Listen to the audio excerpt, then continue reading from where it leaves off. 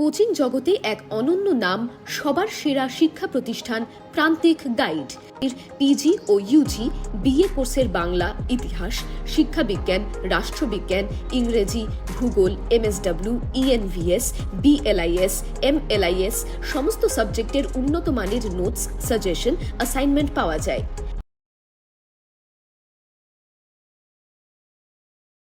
নমস্কার, প্রান্তিক গাইডে সবাইকে শুভেচ্ছা অভিনন্দন।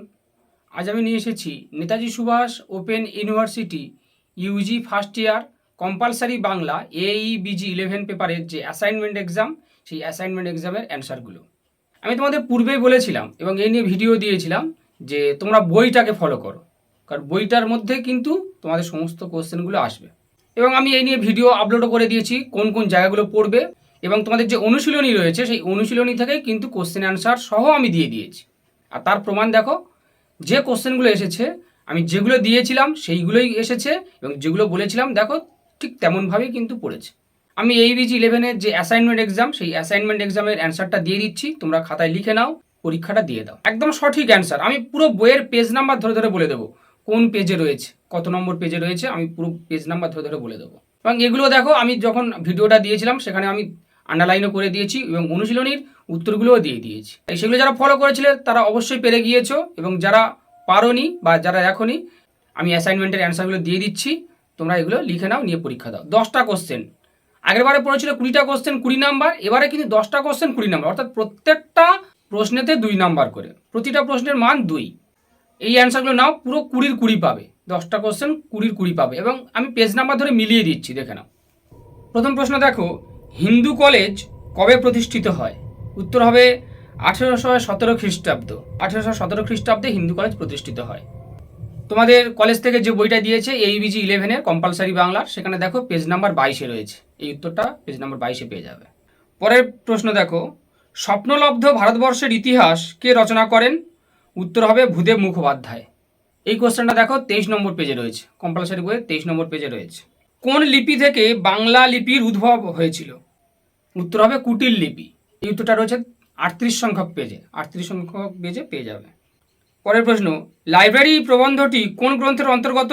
বিচিত্র প্রবন্ধ। এটা গুগলে সার্চ করলেও পেয়ে যাবে, বইয়েও রয়েছে। লাইব্রেরি প্রবন্ধটি কোন গ্রন্থের অন্তর্গত? বিচিত্র প্রবন্ধ। রবীন্দ্রনাথ ঠাকুরের লেখা লাইব্রেরি প্রবন্ধ, বিচিত্র প্রবন্ধ। এটা তোমাদের বইয়ে 84 সংখ্যক পেজে রয়েছে। ভারতবর্ষীয় উপাসক সম্প্রদায় গ্রন্থটি কে রচনা করেন? অক্ষয় কুমার দত্ত। এ গুগলেও পেয়ে যাবে। আর তোমাদের বইয়ে 23 সংখ্যক পেজে রয়েছে। দেখো, বাংলা বর্ণমালায় ব্যঞ্জন বর্ণের সংখ্যা কত? 40টা। তোমাদের নবম দশম শ্রেণীর যে বই রয়েছে, ধ্বনি বর্ণ চ্যাপ্টারগুলো রয়েছে, সেখানে দেখো এটা রয়েছে, ব্যঞ্জন বর্ণ 40টা। তোমাদের বইয়ে 36 সংখ্যক পেজে রয়েছে এটা উত্তরটা। শ্রীকৃষ্ণ বিজয় রচনা করেন কে? মালাধর বসু। শ্রীকৃষ্ণ বিজয় রচনা করেন মালাধর বসু। এটা তোমাদের বইয়ে 12 সংখ্যক পেজে পাবে। তস্কর শব্দটি কোন সন্ধিজাত? নিপাতনে সিদ্ধ। উত্তর হবে নিপাতনে সিদ্ধ। এটা তোমাদের বইয়ে দেখো 45 সংখ্যক পেজে রয়েছে।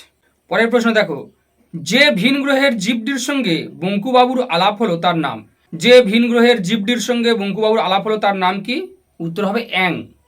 অজফলা আ অনুস্বার। তোমাদের বইয়ে 110 সংখ্যক পেজে রয়েছে, 110 সংখ্যক পেজে তোমরা পেয়ে যাবে। পরের প্রশ্ন দেখো, একটা কবিতা দিয়েছে, কবিতা লাইনটা তুলে দিয়েছি। এই যে রাঙামেঘ সাঁতলায় অন্ধকারে আসিতেছে নিড়ে, কবিতাটি কার লেখা? জীবনানন্দ দাশের আবার আসিব ফিরে কবিতা। তোমাদের বইয়ে 74 সংখ্যক পেজে পেয়ে যাবে এটা। জীবনানন্দ দাশের আবার আসিব ফিরে কবিতা থেকে এটা পড়েছে। পুরো টেক্সটটা, কোনো কোশ্চেন অ্যান্সারে খুঁজতে হবে না, আলোচনায় খুঁজতে হবে না, পুরো টেক্সটটা, কবিতার লাইনটা তুলে দিয়েছে। 10টা কোশ্চেন দিয়ে দিলাম, পুরো মিলিয়ে দিলাম, একদম 20-র 20 পেয়ে যাবে তোমরা, নিশ্চিত থাকো 20-র 20। আর যারা আমাদের সেন্টার থেকে অ্যাসাইনমেন্ট দিতে চাও, সমস্ত কিছু ব্যবস্থা রয়েছে, যোগাযোগ করবে। PDF কিন্তু কাউকে দেবো না, PDF কেউ পাবে না, আশা করো না। সমস্ত কিছু ব্যবস্থা রয়েছে আমাদের সেন্টার থেকে পরীক্ষা দিয়ে দেওয়ার, তাই অবশ্যই যোগাযোগ করবে, সমস্ত কিছু হেল্প পেয়ে যাবে। একদম সঠিক অ্যান্সার পেয়ে যাবে 20-র 20। আমি একদম 20-র 20 করে দেবো, একদম সে প্রমাণপত্র তোমাদেরকে পাঠিয়ে দেবো।